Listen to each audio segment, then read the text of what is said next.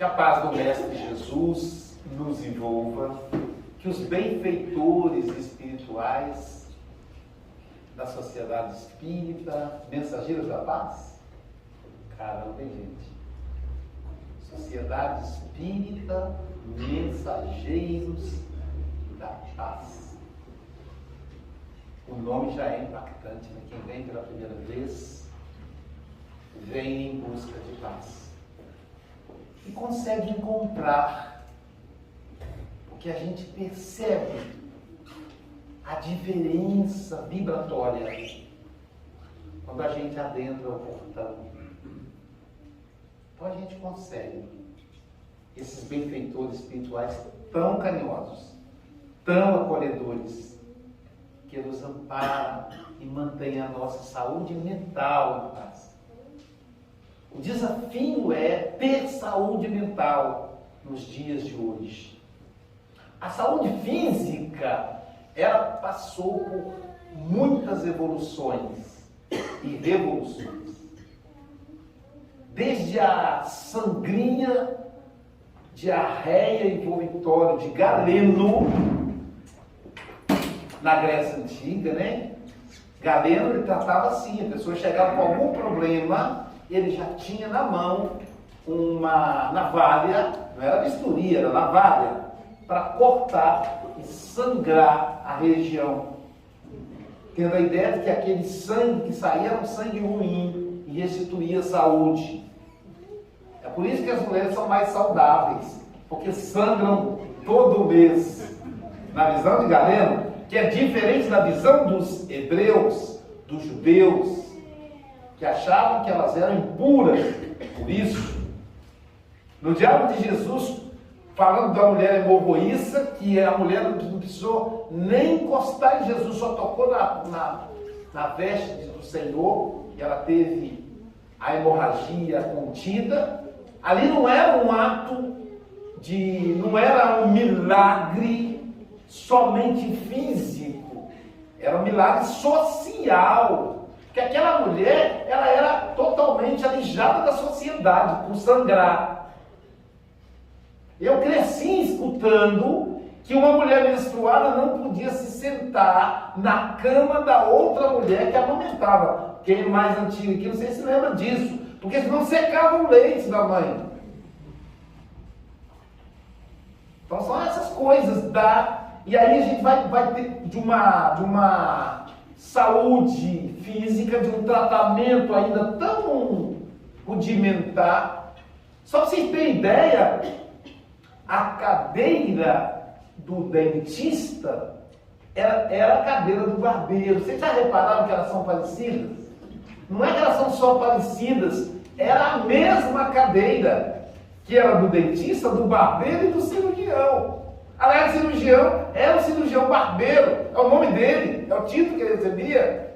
Cirurgião barbeiro. Com a navalha na mão, ele já fazia cirurgia ali. Não tínhamos médicos no Brasil colônia. É só a gente estudar a história, tem tratados de história que mostram isso. Não tínhamos médicos, tínhamos físicos que estudavam as ervas que já eram desenvolvidas pelas nossas vovós, descendentes de indígenas e de africanos. Então, os físicos pesquisavam a riqueza ambiental brasileira já naquela época. Até hoje, ainda se estuda, tem muitas medicações que são caras, que foram tiradas da Amazônia brasileira e caiu na mão da indústria farmacêutica. Mas naquela época não existia um médico. Por isso essa ideia de doutor com médico e com advogado era um pronome de tratamento para os primeiros que vieram, era uma maneira carinhosa de acolher. Até hoje a gente olha para o médico com submissão, com respeito. O doutor falou isso. Não, o doutor falou. Então, uma vez o marido quer questionar, a esposa quer questionar. Não, foi o doutor quem disse. Então, olha o poder que é cuidar da saúde. O respeito que é. Esse doutor aí não tem a ver com doutorado, tem a ver com o pronome de carinho. Eles falam isso pra gente que é psicanalista também. Ô doutor Luiz, ô doutora Adriana, né? Ou com o homeopata. Por quê? Essa admiração por cuidar da saúde. Então era o cirurgião barbeiro. A pessoa deitada na cadeira e o barbeiro já passava na navalha ali, né? Ele já arrancava o dente também, não tinha nada de anestesia também, não arrancava no boticão sem anestesia. E aí a coisa foi evoluindo, né? Hoje o barbeiro é aquele homem simples, aquela mulher simples que... Mas ainda tem ainda os cortes de cabelo bem sofisticados, né? Os navalhados, para aquele que gosta do corte de cabelo mais jovem e tal. Né? Tem os diversos tipos de tintura, mas aí separou as profissões. Então, a saúde sempre foi muito bem cuidada. Então a saúde física, ela passou por uma revolução. Vocês imaginem uma pessoa aqui no Brasil, você que está filmando, você está falando aqui, o campo de visão tá bom? Então, imagina uma pessoa aqui no Brasil com um tumor na cabeça, cujo único médico do mundo mora nos Estados Unidos. Ele faz a cirurgia manipulando os instrumentos de lá dos Estados Unidos, através, né, da tecnologia. Hoje a telemedicina é uma realidade, a teleconsulta, o teleatendimento psicanalítico é uma realidade. Com a pandemia, as pessoas... Eu, por exemplo, tenho pacientes que moram em Guarapari e querem ser atendidos online. Porque às vezes a professora, no horário vago da aula ali, ela faz a análise dela. Se ela tiver que ir ao consultório, ela tem que se deslocar, esperar, e vai atrasar muito mais, ela faz de casa, ou então na sala de aula, de casa deitado na cama, no conforto do quarto dela. E a telemedicina também. A pessoa precisa de um psiquiatra, às vezes eu indico um psiquiatra que reside em São Paulo. Meu colega mora em São Paulo, então quem eu confio para encaminhar. Cada psicanalista tem o seu psiquiatra de confiança. É a telemedicina, é uma realidade. Então é uma revolução. No entanto, do ponto de vista mental, a gente precisa avançar. Apesar dos estudos da psicanálise, da psicologia junguiana, da psicanálise lacaniana, da homeopatia, da terapia holística e de tantos métodos que ajudam, são fundamentais na saúde mental. Não se tem, por exemplo, política pública para a saúde mental, a não ser na área médica. Imagina ter um homeopata atendendo o povo. Quanto vai economizar na indústria farmacêutica para o governo? A medicina preventiva, o terapeuta holístico, um psicanalista para escutar aquela mãe que perdeu o filho. Como é que lida com isso, gente? Uma mãe que perde o próprio filho, ela não tem nem nome para ela. Meus pais faleceram durante a pandemia, desencarnaram durante a pandemia. Fiquei órfão de pais, pai e mãe. Então, para mim, eu tenho um nome, órfão. Qual o nome para a mãe que perde filho? Me diga. Ela é o quê?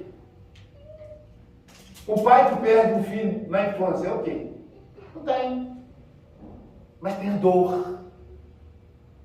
Quanta gente que teve que lidar com um luto violento agora. Quase 1 milhão de pessoas só no Brasil. Não podia enterrar o seu ente querido. Ficava no saco preto. Não teve funeral. Quem cuida disso? Quem cuida das nossas culpas? Numa estrutura social opressora, nós o tempo todo sentimos culpa. Como lidar com essa culpa? Como lidar com o resultado das eleições? O Brasil dividiu em 2 partes. As famílias se dividiram, romperam laços. Saiu do grupo do WhatsApp. O WhatsApp é uma ferramenta tão saudável, com todas as críticas que a gente tenha,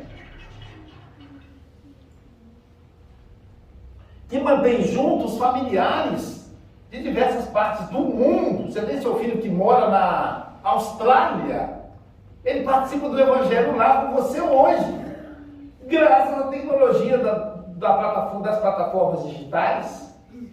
No entanto, com as últimas eleições, as pessoas saíram do grupo de WhatsApp da família.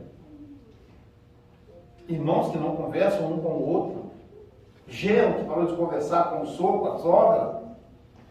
Acabou a eleição, gente. E eleição não é um jogo de futebol, onde os ganhadores ficam debochando de quem perdeu. Nós somos um país no futebol, é verdade. Eu não entendo de futebol. É estranho para mim não entender de futebol. Você veja, um brasileiro preto que não entende de futebol é estranho. Lá fora o pessoal fala, e aí, Heloísa? Eu lembro eu estava em Milão fazendo umas conferências lá na Itália, lançando o livro Terapêutica do Perdão. Aí terminou, foi um jantar. Aí uma moça falou para mim alguma coisa, Luiz e tal, mas não entendi muito, né? Só entendi isso de Ronaldo. Aí a tradutora falou para mim, ela está perguntando, Aloísio, e o Ronaldo, se você conhece o Ronaldo? Não, eu não sei qual time que ele joga. Como é que quando você é brasileiro não sabe qual time que o Ronaldo, fenômeno, joga? Eu não sabia. Até hoje, para ser sincero. Eu sei do Zico, que joga jogou no Flamengo. Olha só como eu estou ultrapassado. O Zico já está quase desencarnando. Né? Então a gente não lembra. Então eu não entendo futebol. Tudo bem, eu sou preto, sou brasileiro, mas não entendo futebol. A maioria absoluta dos brasileiros são apaixonados pelo futebol. Eu reconheço que eu estou defasado, que eu deveria saber, não é justo o meu país, mas eu não posso sentir culpa, né, Márcio? Então, né? Por que a gente sente culpa, né? Tem que trabalhar com a culpa. Então a eleição não é um jogo de futebol, onde a gente pode debochar de quem perdeu. A eleição é um momento de cidadania, importante, de decisão. Se o candidato, não é que eu ganhei, se o candidato que eu votei foi eleito, agora eu vou torcer que ele cumpra o que ele prometeu, né? Porque eu acreditei na proposta dele, eu dei uma procuração. O voto é uma procuração, gente, para ele decidir meu nome. Agora, o outro que não votou nele, só não votou nele, mas vai ser governado por ele, tá bom. Se eu não votei no candidato que ganhou, também não tem problema. Ele agora vai governar e eu vou ficar com raiva, vou brigar? Não, vou fiscalizar, não é para poder ficar acomodado. No entanto, primeiro ele precisa tomar posse, governar, etc. Depois eu protestar. E eleição? Eleição. Democracia é isso. A nossa democracia é representativa. Na Grécia tinha democracia direta, onde a gente decidia, porque a cidade era pequena, eram poucos cidadãos. Apenas 1% dos gregos eram cidadãos. Aí era fácil. Mas a nossa democracia, todos são cidadãos, a gente só vale um voto. E aí, a eleição é que decide. Por que a gente sente culpa? O processo de culpa tem duas origens. Vamos à origem psicológica apresentada por Sigmund Freud. Para que, quando a mãe vai parir uma criança, a mãe vai dar vida à criança. A mãe é a grande professora de amor de cada um de nós. Se eu amo, se você ama, você aprendeu com a sua mãe. Porque amor não se ensina escrevendo, falando. Amor só se ensina fazendo. Aquela mulher que nos carregou no útero 9 meses, aquela barriga pesada, né? Ela vai, até ela inclina o corpo para trás por causa da lei da gravidade. Eu me lembro quando a mãe estava grávida da minha filha mais velha, e naquela época, era a época do Sarney, que tinha inflação, né? Toda hora tinha que remarcar preço. Então tinha os remarcadores de preço. E aí tinha um rapazinho sentado no tamborete, marcando o preço. Aí ele se levantou, não sei se para ir ao banheiro, ele se levantou dali. E aí a mãe da minha filha pegou e sentou. Ficou com a perna aberta, tipo assim, que bom. Carregando aquela barrigão, né? Aí o rapaz chegou, voltou, ela estava sentada. Não pôde fazer nada, ele ficou ali em pé. Tipo assim, o que eu faço, né? Eu tenho que remarcar o preço. E ela lá, até que ela descansou e levantou. Então são 9 meses, um desconforto imenso, uma alteração hormonal violenta. Emmanuel diz que o único momento que 2 espíritos habitam o mesmo corpo é na gestação. Que a gente pensa que incorporação, que obsessão, o espírito está dentro do corpo da gente. Não está. Nem nós estamos no mesmo dentro do corpo da gente. O único espírito que coordena o meu corpo sou eu, mais ninguém. Mas é obsessão. Ele sugere para mim e eu aceito a sugestão dele e obedeço. O comando é mental, não é físico. Então são 9 meses ali de alteração emocional, de alteração hormonal, um ser estranho, um ET chegando e a mãe ali naquela confusão. Depois nasce. Eles são muito dependentes da mãe. A criança pensa que a mãe é só uma extensão dela. Primeiro ela pensa que a mãe é só o peito. Porque ela chora. Quando ela é jogada no mundo, ela vai fazer agora, aí ela pensa, né? E aí ela começa a chorar, porque está com fome. Aí ela vira, já tem um peito ali esperando ela. Diz, maravilha, Deus quando me criou, já criou um peito anexo à minha cabeça. Mas aí, daí um pouco, ela chora que ela vira, cadê o peito? O peito tem perna própria e tá longe. Aí o peito vem. E aí ela não olha para a mãe, ela só olha para o peito. Porque ela vai de criança ia ser nascida, a pessoa fala, gui, gui, gui. É uma coisa de retardado, porque a criança está ali olhando para você. E aí, o peito volta, né? E aí a criança mama, ela vê que tem 2 peitos. Ela diz, aquele peito lá é o peito mau. É o peito que não me dá leite. Ela mama nos 2, mas ela não sabe. Ela só mama um de cada vez, ela deduz que o outro é o peito mau. Uma teoria do psicanalista Winnicott. Então a mãe vai dar o peito. A mãe vai dar medicação, vai perder noite de sono. Tudo isso é amor. E nós vamos aprendendo o que é amar. Nós somos eternos devedores dos nossos pais. Eu nunca vou conseguir devolver para o seu Joaquim e a dona Alice o que eles fizeram por mim. Mas tem uma vantagem. Meus filhos também são devedores de mim. Então é uma dívida que vai rolando, entendeu? Tem aquela coisa de rolar a dívida, vai rolando. Então os filhos não podem pagar, mas aí eles terão filhos também. A mãe é a grande professora do amor. Mas o pai. E aí, os nomes do pai. O pai é quem nomina a criança. É quem apresenta a criança para a vida social. Porque para a criança, o mundo se resume ela e a mãe. A mãe é uma parte dela. Ela é uma parte da mãe. Termina ali. O pai é que vai, num processo chamado espelhamento, apresentado pelo psicanalista Jacques Lacan, o pai vai dizer, aqui é você, aqui é sua mãe, esse é papai. Ele mostra para a criança que existe algo além dele. Ele está incluído no mundo, onde existem regras. Primeira coisa é o reconhecimento. Você é você, sua mãe é sua mãe. Por isso que chama espelhamento, como se estivesse de frente para o espelho. E eu sou o pai.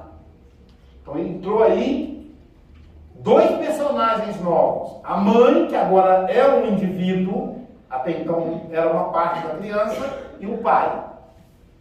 E esse processo do espelhamento vai ser seguido pelo complexo de Édipo, que tanto na menina quanto no menino é chamado complexo de Édipo, que Freud vai se inspirar na tragédia grega de Édipo Rei, que era dramatizada por William Shakespeare, e na literatura dos irmãos Karamazovsky, de Dostoiévski. Que é isso, Aloysio? Vocês leram, todos vocês assistiram sobre a literatura dos irmãos Karamazovsky. Sabe o que foi? Novela Pantanal. Novela Pantanal era os irmãos Karamazovsky, né? Um pai que tinha 3 filhos, um de cada mãe, disputando a sucessão dele. Lembra lá do Velho do Rio? Depois o cara virou Velho do Rio, o Marcos Palmeira. Né? Então, novela que de cada 100 brasileiros, 101 assistiam, né? Eu que não sou ligado à novela, porque fiz as atividades da Casa Espírita, eu assistia. Eu chegava em casa, já ia lá na Globo Play para poder assistir o capítulo aquele que todo mundo falava da novela, também queria saber o que estava acontecendo. Então, ele pensou na relação esqueci agora o nome do personagem da novela lá do Marco Palmeira, com seus 3 filhos, um de cada mãe. O irmão Karamazovsky, a mesma coisa. Nos irmãos Karamazovsky, a mãe de um dos filhos dele é uma mendiga, que há quem diga que ele não é filho do Karamazovsky. Foi um ato de caridade. A Andarilha, uma mulher Andarilha, deixou a criança lá na porta do irmão Karamazov, porque as mulheres que ele casava, as mulheres iam embora e deixavam os filhos com ele. Então, assim, já que ele cuida de filho das outras mulheres, eu botava meu filho lá também. Mas aí o Karamazovsky abraçou aquele filho como se fosse dele. Na novela também tem um filho lá que não é, que é adotado, é o filho do coração. Bom, Freud se inspirou na literatura de Dostoiévski, em William Shakespeare, na mitologia grega, e criou o complexo de Édipo, que é a relação de pai e filho, que é a relação de castração. Se dependesse da mãe, o mundo seria um desastre. Por quê? A mãe diz assim: é meu príncipe, tadinho, não faça isso. É claro que tem a exceção, tem mãe que é dura. Mas, via de regra, a mãe é aquela que fala: não, é meu filho, ele não fez por mal, isso é má companhia. E o pai é aquele que vai dizer não. E o pai é aquele ser que castra, aquele ser que coloca ordem, que coloca medo na criança. Aí nasce a culpa, o medo. E o pai é uma figura tão presente, por exemplo, eu tenho esse ano, mês de julho, completou 33 anos que eu viajo fazendo palestras pelo mundo todo. Eu tenho 5 filhos. Então esses filhos gozaram da minha ausência, em função do compromisso espiritual que eu assumi. Então, às vezes, eu estava viajando e ia lá. E aí, o que acontece nesse caso? O que a mãe diz? Olha, quando o seu pai chegar... Então, o pai, mesmo ausente, ele é presente. Então, essa estrutura psicológica, já ultrapassada, já em processo de transformação, ela foi elaborada para o mundo atual. E aí, a criança aprende que ela tem que obedecer o pai. Ela recebe não do pai. O pai diz não. E é importante que a criança tenha esse não, que o contrário disso é o príncipe. Você é meu príncipe. Você é minha princesa. O que acontece com o príncipe? Ele tem súditos, serviçais. Então ele vai encarar o resto da humanidade como se fossem seus serviçais. Vai ser uma pessoa ingrata, uma pessoa arrogante, que vai olhar para cada pessoa que vai cruzar o caminho dele como se aquela pessoa tivesse que fazer. Você sabe com quem você está falando? Já ouviram essa frase? É típica de príncipe e de princesa. E o pai faz esse corte. O pai castra, dizendo: você não é o príncipe, você é meu filho, você tem que me obedecer. É claro que isso é falado quando é pequenininho, depois vai dialogando, vai negociando, né? Mas quando é pequeno é feito assim. E é fundamental por quê? Porque essa criança vai para a escola. E lá na escola, a criança vai ouvir não da professora. No colégio, ele vai ouvir não dos professores. No mercado de trabalho, ele vai ouvir não do chefe, do patrão. No trânsito, ele vai ouvir não da lei. E aí quando ele começa a aprender as leis, essa castração paterna é interiorizada. E aí o pai não precisa estar presente. Tem uma cena que circulou o mundo todo, um videozinho, que foi flagrado, uma corrida, como é que chama essas corridas de longa distância? Uma maratona, muito obrigado, uma maratona, em que o maratonista que estava na frente chegou e parou. Ele não percebeu que ainda não havia cruzado a linha de chegada. Então ele parou antes. O que estava em segundo lugar podia ter passado, tirado o primeiro lugar. Não, ele parou e falou assim: rapaz, não terminou ainda não, você tem que correr mais um pouco. E aí o cara correu, cruzou a linha e depois que ele cruzou. Aquilo tomou conta da humanidade, porque foi uma atitude que ninguém esperava, que surpreendeu, porque na cabeça de cada um ele devia ter tirado proveito. E aí perguntaram a ele: por que você fez isso? Ele disse: porque é certo. Mas você você podia ter entrado no meu lugar. Não, eu não tirava no meu lugar, sabe por quê? Eu estava em segundo lugar. Mas ele não cruzou a linha de chegada, não cruzou porque ele se enganou, mas eu estava em segundo lugar. E aí a repórter perguntou: mas e se você cruzasse? Ele disse: como é que eu ia explicar isso para minha mãe? Não é que a mãe estava assistindo ele e ele ficou com medo da mãe ver a atitude equivocada dele. Não foi isso. É o complexo de Édipo interiorizado. Se ele passasse na frente do outro corredor, ele ia se sentir culpado. Ia sentir culpa. É a lei interiorizada. É o que nos faz respeitar a fila, sem que ninguém diga. É o que faz a gente parar diante do sinal vermelho, mesmo que não tenha câmera. Ou seja, a culpa é um processo ético. É o início, é o ancestral da ética, que é o relacionamento social com o outro. Agora, o grande problema é quando essa culpa passa a causar em nós sofrimento. É quando o outro ou a outra passa a tirar partido disso para que nós soframos.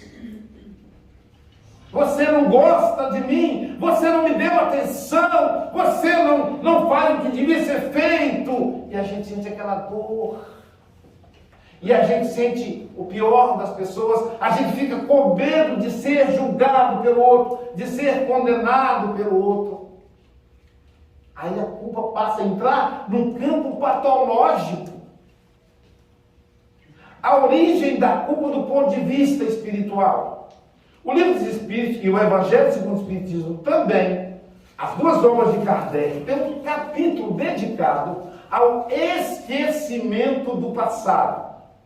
No Livro dos Espíritos, é 392 a 399 ou 395 a 399, salvo engano. Mas tá por aí. Termina em 399, já ajudou, né? Lá fala do esquecimento do passado. E Allan Kardec pergunta aos espíritos por que nós não lembramos do nosso passado.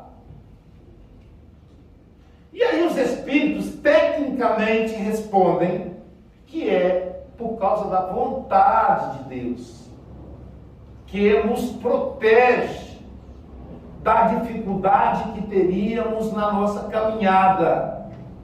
O que eles estão dizendo na prática? Isso é para nos proteger da culpa. Vocês imaginem, a maioria dos nossos filhos são desafetos. Já pensou se a gente descobre isso? A maioria dos maridos e mulheres, é claro que aqui, nos semeadores do bem, vocês são todos espíritos afinados. Mas lá fora, né? O povo que está fora daqui, né? Que não está na internet também, esse pessoal não, casa por prova, por expiação.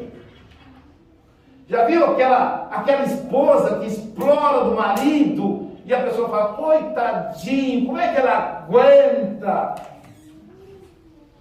Ela explora dele ou ela está pegando de volta o que ele pegou dela na vida passada? Quem explorou quem? Lembra da história de Segismundo no livro Missionários da Luz? Adelino diz, eu estou tendo pesadelos, eu vejo um monstro. O monstro que Adelino via, na verdade, era a culpa por ter roubado a mulher do outro, que agora estava na condição de Segismundo. E a Raquel? Espírita, trabalhadora, com cara de santa. Já viu como é que espírita tem cara de santo?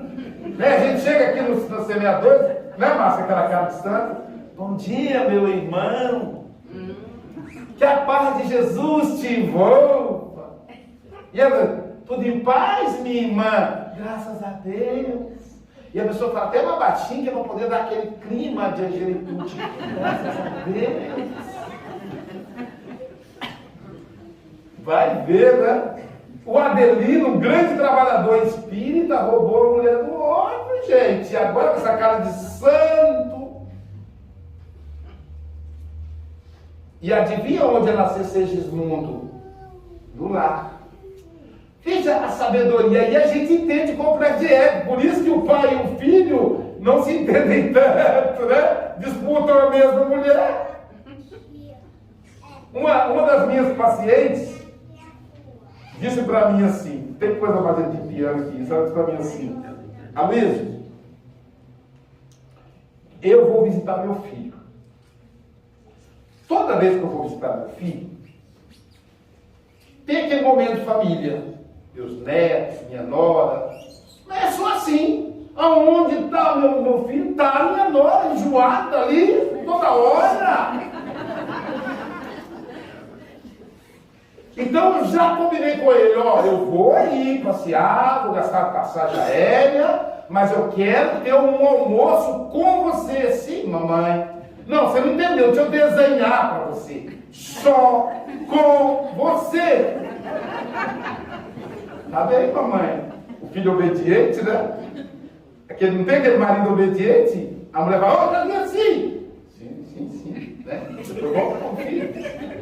E aí, ela disse, Aloysio, eu estava em Copacabana, ele reservou um restaurante chiquérrimo, com garçom, tudo certo. Nada de self-service não, coisa de pobre não. Garçom.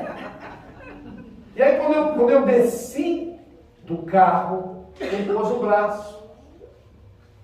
Gente, ela estava suspirando, parecia que ela estava encontrando com o namorado dela. E ela disse, aí caminhamos ao Aloysio. Você tinha que ver, ele puxou a cadeira para eu sentar. Meu filho é um gentleman. Nem parece que não saiu da minha barriga. Você veja o que é a bondade divina. Não tem sexo. O sexo foi o grande móvel da confusão. Agora, ela pode amar ele e amar o marido dela ao mesmo tempo, sem problema, até porque o marido dela é o pai dele. Veja. E a nora deve ter ficado lá mordendo os lábios, mas paciência. Ela vai brigar com o filho que vai almoçar com a mãe. Mas se ele vai almoçar com outra mulher, você vai almoçar o quê? Com fulana. Você esqueceu que eu sou sua esposa. Não, mas com a mãe você não pode questionar. Então veja a maravilha do esquecimento do passado. O quanto nos liberta da culpa. E aí nasce Segismundo. o processo de fecundação do Segismundo é uma aula de fisiologia. Adelino vai fazer o evangelho no lar, e como sempre, ele ia fugir do evangelho e fazer horas extras. O homem só pensa em ganhar dinheiro, né? Então ele está ganhando muito dinheiro, está trabalhando. O filho dele, 3 aninhos, não é o Segismundo ainda, o irmãozinho mais velho do Segismundo, diz assim: papai. Gente, quando eles falam assim, acabou a gente. A minha netinha, sabe o que ela faz, Ana Rosa? Ela diz assim: vovô, vai brincar comigo? Eu não posso, Ana Rosa, vovô tem que atender uma paciente agora.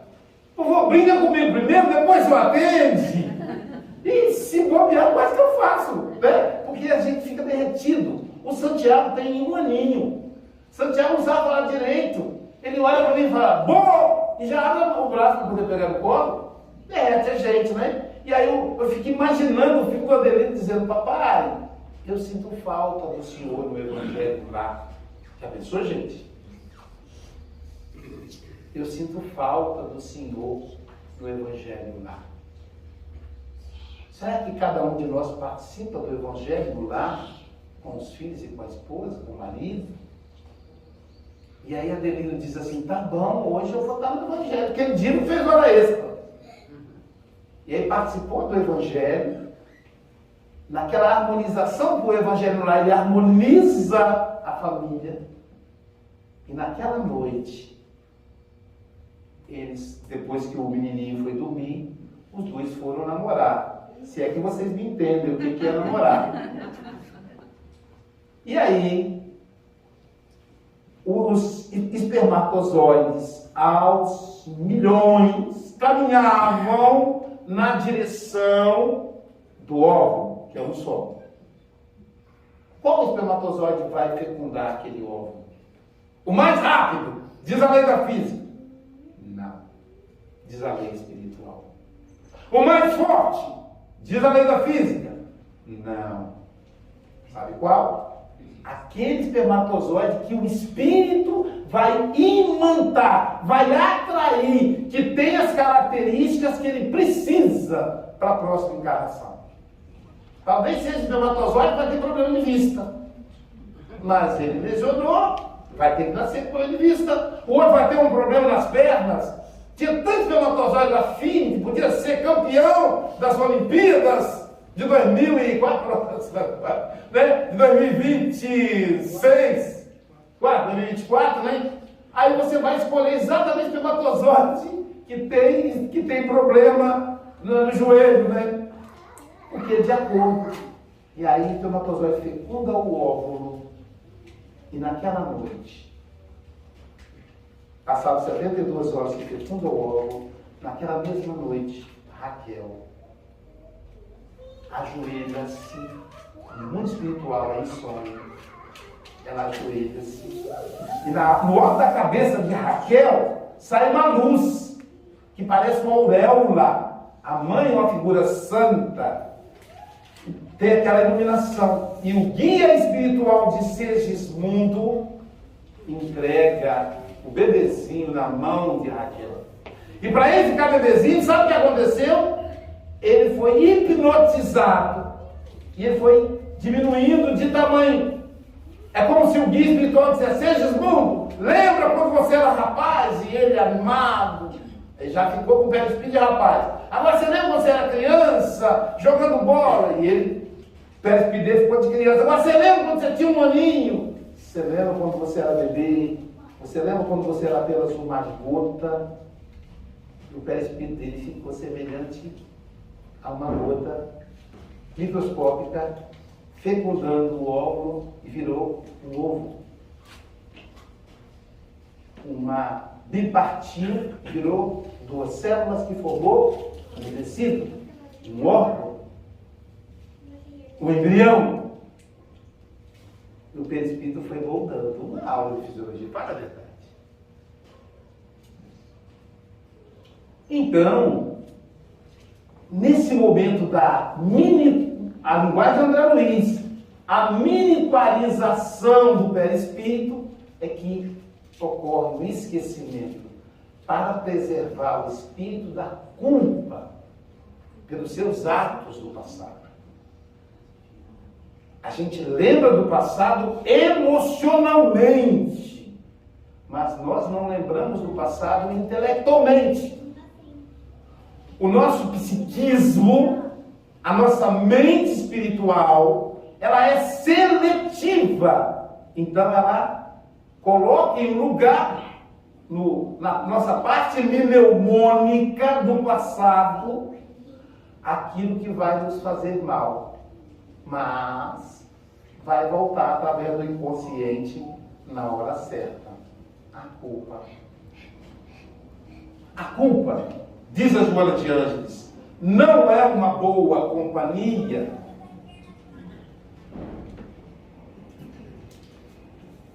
Culpa não é prova de evolução.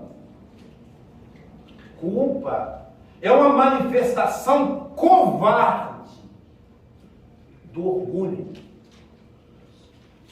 É isso a culpa. Aquela carinha de dor, não tem o culpado, ele vai que é carinha de dor e faz carinho para baixo assim. Ah, por que eu fiz isso? Eu não devia ter feito isso. O que significa devia? Conjuga esse verbo para mim. Eu não devo, tudo bem. Não deverei. Agora, não devia, o que já passou, eu não posso mexer no que passou, eu não posso alterar o relógio. Eu gostaria que fosse 10 horas para a gente começar a conferência agora, porque eu quero revisar alguns pontos, mas não posso mais.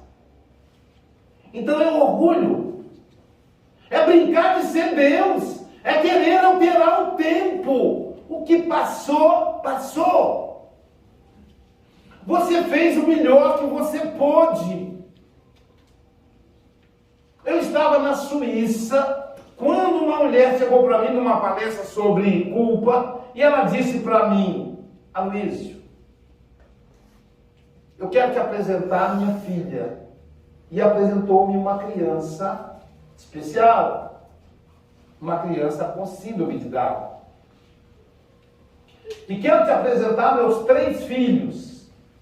3 crianças que visivelmente não tinham a mesma cor que ela.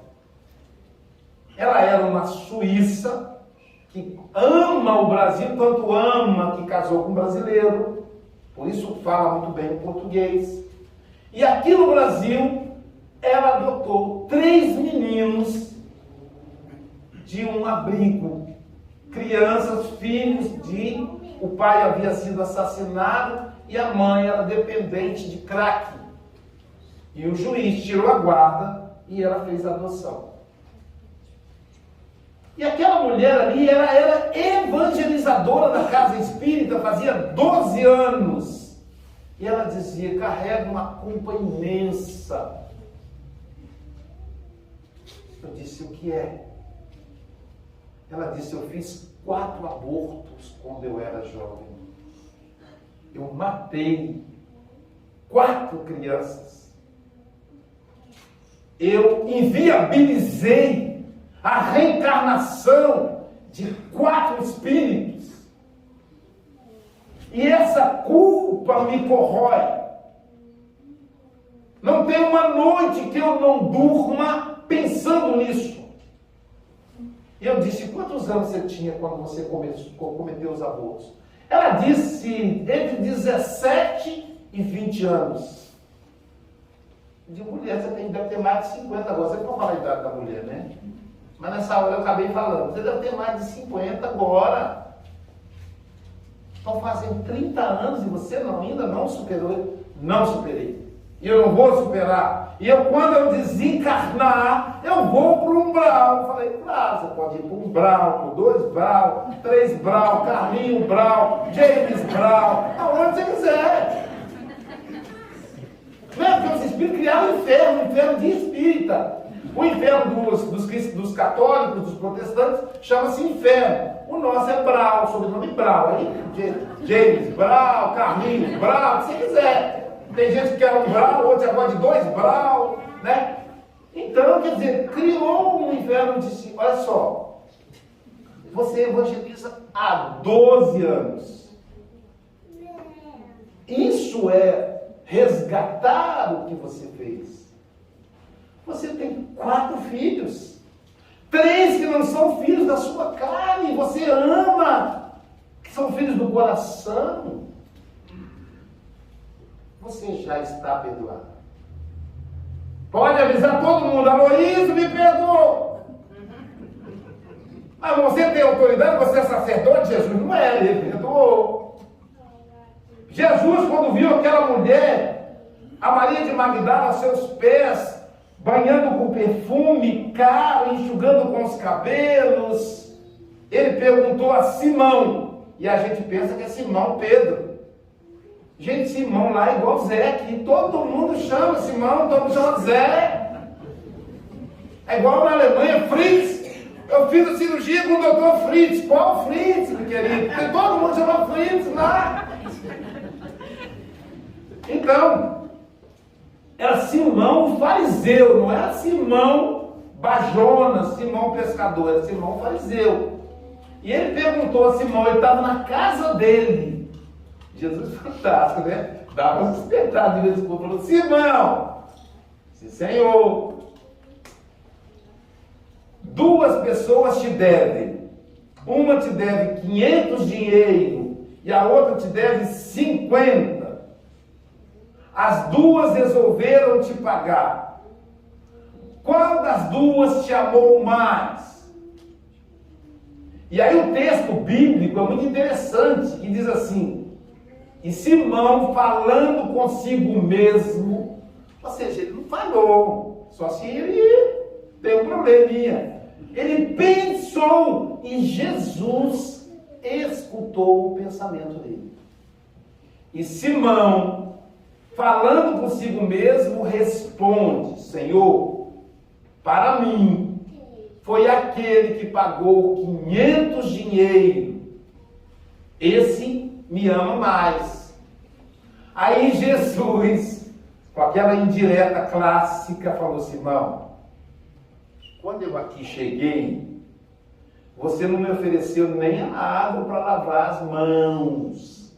Era um ritual judeu, que era lavar as mãos e oferecer óleo para passar no pescoço. A gente hoje passa perfume no pescoço, que é para as pessoas cheirar a gente, né? Uma vez eu fui abraçar o Divaldo, quando eu abracei ele, cheiroso, eu falei, nossa, Divaldo, você é cheiroso. Ele falou, claro, meu filho, palestrante tem que andar cheiroso, todo mundo abraça. E realmente, você termina a palestra, eu fico igual meu neto Santiago, já fica lá com o braço aberto, esperando, né, carência danada, querendo abraço. E aí, era hábito dos judeus ungir, passar óleo no pescoço do visitante. E aí Jesus disse, você não me ofereceu óleo, você não me ofereceu nem água para lavar as mãos. Esta mulher banhou meus pés com perfume caro e enxugou com os próprios cabelos. E eu digo, ela está perdoada de todos os seus pecados. Uau! Diz que ficou aquela fofoquinha assim. Ele se mistura com gente de má vida. Ele se mistura com prostituta, com homossexual. Estou acrescentando aí que é para a gente temperar o diálogo. Não é assim que a gente julga? Aí eu pergunto a vocês. Maria Magdala era uma mulher que tinha conflitos, que tinha culpa. Ela não era prostituta, como dizem por aí, na tradução equivocada. Aliás, é interessante, a TV Record apresenta a Maria de Magdala, que não é prostituta. Veja que até eles colocaram essa reflexão. Maria de Magdala é uma mulher que é dona do próprio nariz, que não se submete aos homens. Por isso eles a chamam de prostituta. Não é assim? Antigamente uma colega minha da psicanálise diz assim: Alísio, a última das mulheres da rua eram as... Como é que chamava, gente? A mulher que usava roupa curta antigamente, agora não usa mais. Ah, meu Deus. Piriguete. A piriguete é a última das madalenas. Agora eles respeitam a mulher. Ninguém mais fala piriguete. Piriguete é quando a gente vê, sei lá, piriguete. Esse aí, a idade já está avançada. Porque a mulher hoje é respeitada. Ela mostra a sua sexualidade, sua decisão. E Maria de Magdala era assim. Mas ela tinha culpa. Não quer dizer que ela fazia tudo isso livre, até porque ela não fazia análise. Então ela carregava a culpa. Como é que manifestou essa culpa? A ranceríase, a lepra. A culpa exteriorizou no corpo. Na psicanálise a gente chama de histeria. Na psicologia a gente chama de somatização. A culpa faz isso. Se a gente não se liberta da culpa, a gente adoece. A culpa adoece. Você vê que a pessoa começa a andar curvada. Ah, é a idade, né? Não, é a culpa que ela carrega nas costas. Tem gente que acha que é espírito, o espírito está montado no lombo da pessoa e ela fica assim. Não, pode até ser espírito, mas na maioria das vezes é a culpa. Se perdoe. Você é filho de Deus, você é filho de Deus. Você é luz. Se você cometeu algum equívoco, faz parte da evolução. O grande poeta, filósofo Paulo Leminski, ele diz assim: eu não erro uma vez, eu erro duas, eu erro três, eu erro quatro, eu erro cinco, eu erro seis, eu erro até aprender que só o erro tem vez. Ele está dizendo para nós que nós vamos errar. A gente vai falar uma palavra grosseira para a pessoa que amamos, depois pedimos desculpa. E se ela desculpar? Bom para ela. Se ela vai guardar a mágoa, ela vai adoecer. E se ela não desculpar? Problema dela, eu já vou me perdoar. Eu sou assim: me perdoa, Márcio. Márcio, não te perdoa, Luiz. Tem gente que fala assim: na hora da sua morte eu não te dou água, eu peço para o outro. Então a pessoa ficar com mágoa é problema dela. Agora você ficar com culpa é problema seu. A culpa adoece. A culpa é brincar de Deus. A culpa é tentar voltar o relógio. Passou. Veja o apóstolo Paulo. Se ele fosse carregar a culpa do assassino Saulo, ele mesmo. E não era a encarnação passada, não. Era a mesma encarnação. Ele dizia: eu tenho um espinho na carne. É a culpa. Mas eu sigo para o alvo, combatendo o bom combate. Nós temos que seguir adiante. Essa mulher que cometeu aborto agora é uma mãe, é uma evangelizadora. Sintoniza com o Meimei, meu Deus. Quando você desencarnar, você não vai por 2 Brau, Carlinho Brau, nem por 1 Brau. Você vai encontrar com a Meimei, a mentora da evangelização infantil. Tantos anos de convivência, não é possível. Imagina. Você trabalha durante tantos anos com o espírito, você desencarna. Cadê, Zé Grosso? Não está aqui não. Que tipo de amigo é esse? Cadê a tua Bezerra? A tua Bezerra está no mundo superior. Agora você tem que penar aí na treva para você ver o que é bom. Não é assim, ué. Se eu fiz amizade com o Márcio, dizer que o Márcio, não só pode o seu amigo. Ele faz isso com o encarnado. Sem culpa, gente. Vamos servir. Vamos fazer o bem. Leandro Carnal, ele faz uma diferença entre culpa e arrependimento, que o Livro dos Espíritos também mostra pra gente. O Livro dos Espíritos explica para nós que culpa é uma coisa, arrependimento é outra. Mas Carnal tem uma didática própria. Ele diz assim: a culpa é um ato individual, egoísta e covarde.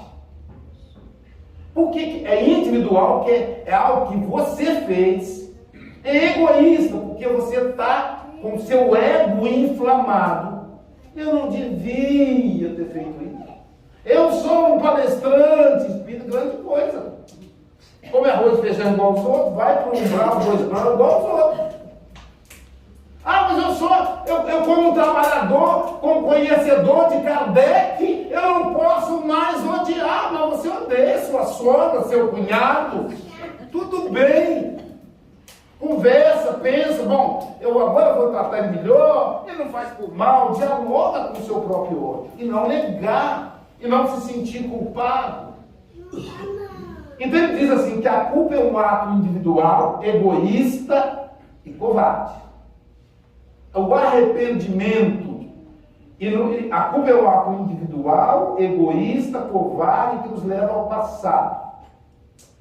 Enquanto que o arrependimento é um ato social, corajoso, que nos empurra para o futuro.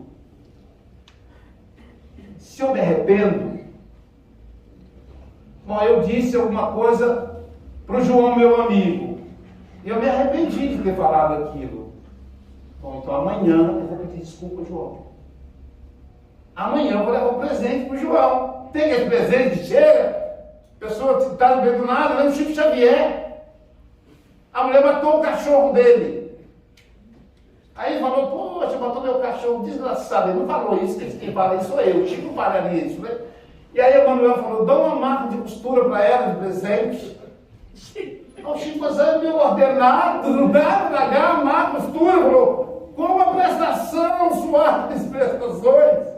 Você vai dar um presente para a pessoa que matou o seu cachorro, um presente caro, e nas prestações, o Chico Xavier mesmo, fala a verdade. E o Chico chegou com a máquina de costura, entregou para a mulher. A mulher disse assim, ô Chico, muito obrigado. Sabe por que eu matei seu cachorro? Continuou aí na história. Porque ele te atrapalhava, você precisa ter paz, aquele cachorro chato, odiando, latindo para as pessoas.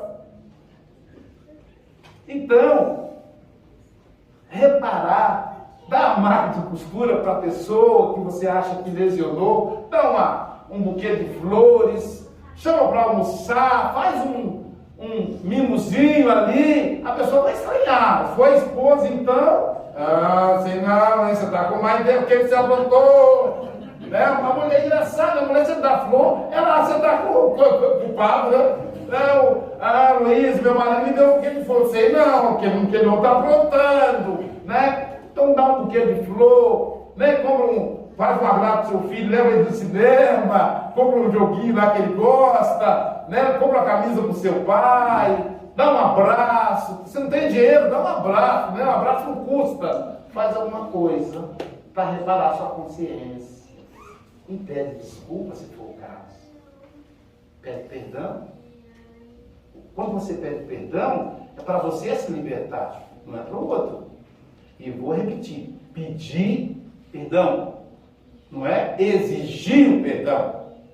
Fui lá pedir e ele não me perdoou, que desgraçado. Não, ele não é obrigado a perdoar, ué. Pedir perdão é para você se libertar. E aí você se liberta. Segue livre. Com calma. Servindo. Ajudando. O sonho de um monge está com pontos e encontros no irmão X. Era conversar com Jesus. Aos 20 anos ele começou no seu mosteiro a sua missão. E o companheiro perguntou, qual é o seu sonho? Ele falou, conversar com Jesus. É fácil, é só você ler a Bíblia. Não, eu quero conversar tete a tete. Quero falar com Jesus das minhas dores. Mas olhando para ele. Mas isso não é possível. Jesus é o Salvador. E era um monge servil. Esse mosteiro ficava localizado numa num centro de pobreza, aliás, ficava localizado entre 5 centros de pobreza, como fossem favelas aqui no Brasil, lá na Europa. E então atendia essas 5 comunidades. Das 6 horas da manhã, batia o sino e abria os portões. Velho cortando o cabelo, fazendo a barba, mulher tendo aconselhamento, criança tendo reforço escolar, almoço, janta. Era um trabalho complexo, feito pelos monges. Mas esse monge, ele era atormentado pela sexualidade. Ele tinha desejos sexuais, apesar de celibatário. E aquilo era uma culpa. E ele dizia, eu nunca vou conseguir conversar com Jesus, porque eu sou um monge pecador. E o monge serviu naquele mosteiro por 68 anos. Ele agora contava com 88 anos. A gente há de convir que agora os sonhos, os desejos já não estavam tão presentes, mas a culpa era menor. Bateu o sino das 18, com a música da Ave Maria, o monge subiu as escadas do mosteiro, entrou na sua cela. Para quem não sabe, cela é o quarto do monge, é um quarto simples, com colchão de capim, com a janelinha pequenininha. E aí deitou com a lamparina acesa, apagou a lamparina, o candeeiro, e ficou contemplando o céu. Agora um idoso de 88 anos. E começou a conversar com a estrela. Ele tinha uma estrela que ele conversava com ela. E ele falou, minha estrela, eu acho que a minha vida está terminando. Logo serei um espírito. Será que eu vou conseguir conversar com Jesus, minha estrela? E a estrela se deslocou, como se fosse cadente, em direção à janela. E a estrela, e aí aquela luz era tão forte que ele mal conseguia manter os olhos abertos. E a estrela passou pela janela e fez uma forma humana. E o monge, contemplando os pés daquela figura iluminada, ele percebeu que eram pés simples, de sandálias alpargatas, trançadas. E ele foi subindo os olhos e viu que era um homem de aparência de 33 anos, com a pele queimada, com os olhos claros, com cabelos amendoados em forma de caracóis, em cor de caramelo, dividido ao meio. E o monge disse, Senhor, o Senhor veio conversar comigo, Jesus. E Jesus disse, sim, vamos conversar. O que é que você quer falar para mim, meu filho? E o monge disse, Senhor, Senhor, são tantas coisas, mestre. Senhor, o sino bateu, dong, dong, dong. Eram 6 horas da manhã. Ele não viu que a noite passou. Os portões do mosteiro se abriram. Uma multidão de crianças, idosos, mulheres, pobres, invadiu o pátio do mosteiro. E o monge ali olhava para aquela multidão de necessitados, de famintos, e olhava para Jesus. Contemplava Jesus e olhava a cena. Contemplava Jesus e olhava a cena. E ele então, num processo já quase de condicionamento no bem, abandonou Jesus e foi até ele.